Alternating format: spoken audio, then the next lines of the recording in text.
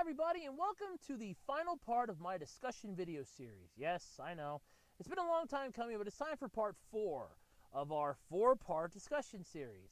This time I'm taking a look at animation. I know. Just sit back and I promise this will get better. It has to, right?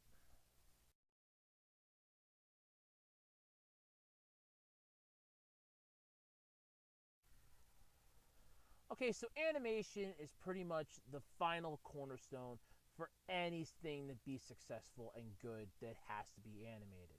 Look, you can have a story, a plot, and characters all you want. They can be beautiful in 2D, which is fine, that's half the battle there. But if you want to make this into something great or something that's a story needs to be put into further fruition, an animation is the way to go. I can actually use a perfect example of both sides of the spectrum right now. If you've ever read the webtoon comic Let's Play, the story by Monji, I believe her name is, but anyway, she's pretty cool. The story has already gotten one season through already, and we're currently starting off on season 2 as of the recording of this video. However, Webtoons also has a small YouTube channel, and on that YouTube channel there is a promotional video for Let's Play. That's basically it.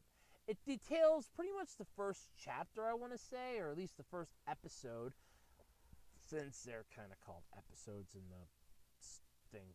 Don't ask, it's confusing to me too. But anyway, it pretty much details the start of it and the main plot of this. Sam is basically your wannabe game designer, and Marshall is a video game reviewer. Yeah, I'm not going to spoil it because I want to review it myself, at least the first season anyway, so there is that. But anyway, this is what I want to say about this. A perfect example of 2D animation is a standalone comic or story. If you don't want to go any further than that, that's fine. Right there, you already have 90% of the battle. Let the reader put their imagination to the test and see how the characters move and react, or how they look in their own minds. That's one of the things that when I wrote a story, I got chastised by some of my friends for, and some of the people that I asked to read it, because I wanted some opinions on it. That was a big mistake. But anyway, that was a big mistake. But anyway, basically what we got is I don't really describe characters well. My reasoning behind this is the way I see a character may not be the way that you see a character. I'm colorblind, so for me, I don't see a color the same way you see a color.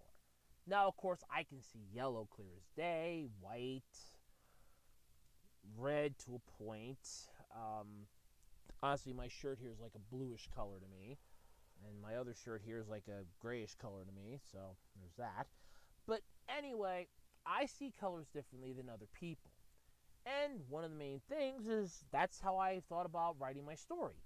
I don't really put any specifics in there other than, oh, tall or short, male, female, age, stuff like that. You're the one that I want, the reader, to basically discern what they think the character looks like. That way it can relate more to them. It's a unique story and a unique adventure. Because in that way, they actually get to enjoy what they're reading. They can put themselves into that character, just make themselves that short and that age, and they can be the main character. They can use their own looks as how the character looks and go, I'm the main character. I can be in this. I can put myself in the main character's role. Or I can put me and my friends, or me and people that I like, or me and other people in this role, and I can read this like we're all adventuring together. There's no setness for that. And that's a uniqueness that I do in my stories. Granted, I haven't published any, but it's a process. But anyway, when it comes to animation, there's that side of the spectrum as well. So you have the 2D stuff that's already taken care of, that's flat, doesn't move. But as far as animating it, that's the other side of the spectrum. How do you want them to move, and what type of animation you want to have go? One thing people constantly harp on me about is apparently I don't know the difference between art, style, and animation. I actually do.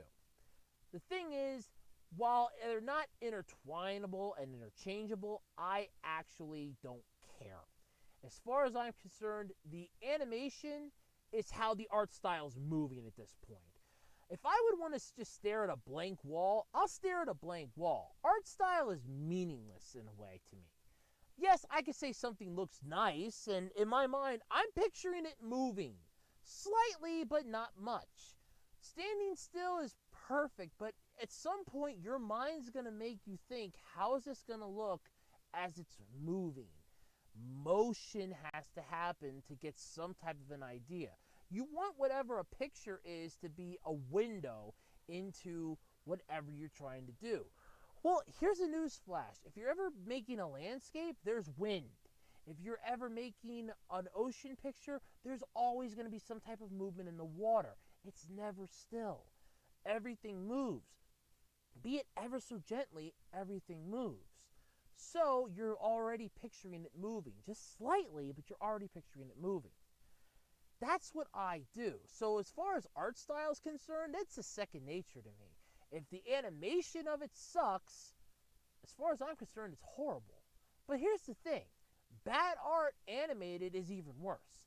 I can give two good examples of recent anime. The first one being some of the early episodes of Dragon Ball Super. Specifically, Super Saiyan 3 Goku taking on Beerus on King Kai's planet. Yeah, the art style on that was horrible, and animating said art style was not a good idea. Basically, take 2 blocks in a square, combine them together, and then have them move around. You're not exactly making anything good looking there. The second one is an entire series, which I know I'm not alone in, but I'm just going to say it. Pokemon Sun and Moon. Look, I don't like the way the characters look. I don't like how it feels. And moving those characters is just making it worse. If I would want to see something that looks like Road Rash on acid, I'll go see Road Rash on acid. If I want to see Vomit walking down a road, I'll watch Vomit walking down a road. To me, the animation looks bad and extremely, extremely horrible. And that's the way I see it. Now, there's multiple forms of animation as well. There's also the infamous Angela Anaconda animation, which was photo cutout animation. If you've ever seen Angela Anaconda, you know the pain I feel. I don't have to go any deeper into that. God, I hate that show. But anyway, there's that style of animation. There's hand-drawn animation, 2D animation, 3D animation done via hand drawing, and then CGI animation. I know a lot of people don't like CGI graphics and CGI animation, but it does work for certain things, I'm not going to lie. You want a decent robot, CGI animation is your best bet for it if you really want it to look lifelike. If you just want it to look like a cartoon or an anime robot, then go for the 2D. I mean, another good example of really bad is look at the old Transformers series. I mean the G1 Transformers. There are times when the animation on those characters is just really piss poor. Heights are just completely blown out of proportion, like when Devastator, the massive combiner for the Decepticons, was the same size as Soundwave. Yes, that did happen. Look it up. But that's just one step, one set of animation. But however bad an animation is, it doesn't necessarily mean that whatever you're watching is bad. It just means you have to watch it to begin with. The plot could still be good, the story could still be entertaining, but you can't get past that and enjoy that if what you're watching is basically roadkill washing down a stream. Good animation is something that has heart and love and feeling put into it. A prime example of what isn't good animation is Angela Anaconda. I'm sorry, I'm not just going to harp on that for a little bit, I guess. There's also real life animation, or stop motion, I guess I could call it. Yeah, okay, stop motion was better. Where it's basically like robots. If you've ever seen like a lot of toy videos on YouTube where people have put the toys and they've like had them battling it out, duking it out, stuff like that, it's stop motion animation. That's a good way of doing stuff too. There's also clay animation, which is another interesting sort of animation style, and often one that's not ever thought of as really good. Painstaking, though, if anything. So stop motion, but still. Anyway, animation in itself, as far as the way I see it, discussing wise, is often the final centering stone on any type of foundation for a decent whatever you want to do, be it video game, cartoon, anime, movie, what have you. It is the final cornerstone. You can have wonderful drawings. You can have a plot that's beautiful. You can have everything going right. But if the animation isn't that great, or if it feels rushed, or paced out, or just plain wrong, it's going to destroy the whole thing. I'm not here to just complain about stuff for this 4-part series. There are some good things to what I'm saying. Look, keep in mind, I'm just discussing this. This is my own opinion, and you're welcome to interject with your own, hence why it's a discussion video. But as far as I can tell, good animation is the cornerstone of whatever you're trying to do. Unless you're purposely trying to make something seem like a gag or bad animation, then go that way. But if you're purposely trying to make something high echelon and the best you can draw is stick figure Gumby, you're not going to hit that. Not in this lifetime, and, well, maybe with practice, but you're not hitting it right away.